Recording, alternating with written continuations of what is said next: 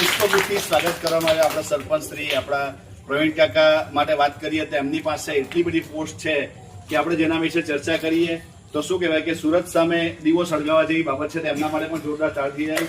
અને હરેશભાઈ એસએમસીના પ્રમુખશ્રી અને તેજલાવના ગામ સેવક અને આગળ પડતા કાર્યકર્તા એમ કે ચાલે એમના માટે પણ જોરદાર તાળી થવી જોઈએ.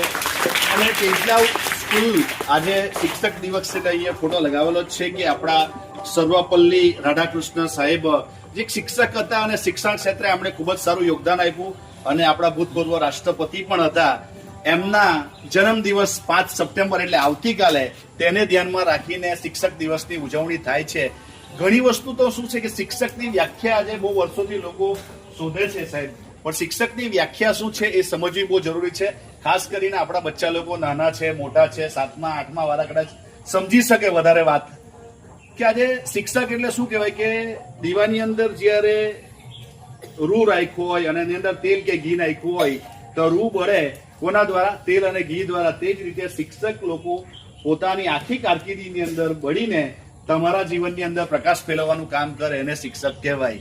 એટલું ધ્યાન રાખજો. અને શિક્ષક એટલે કોણ?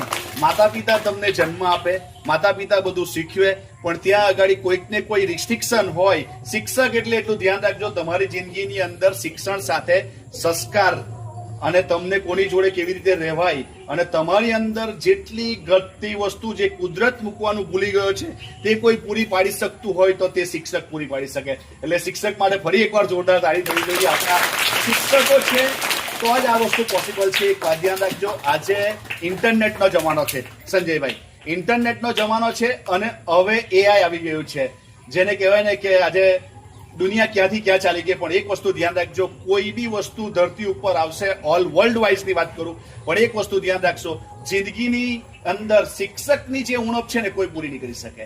એટલે શિક્ષકનું મહત્વ જે દિવસથી ચાલતું આવ્યું છે અને આ ધરતી ઉપર જ્યાં સુધી માનવ રહેશે ત્યાં સુધી શિક્ષક અને શિક્ષક દિન ઉજવાતો રહેશે. એટલે શિક્ષક આ રીતના દરેક કાર્ય શિક્ષક પૂરું પાડે છે. એટલે એના માટે આપણે જેટલી પણ વાત કરીએ એ ઓછી છે.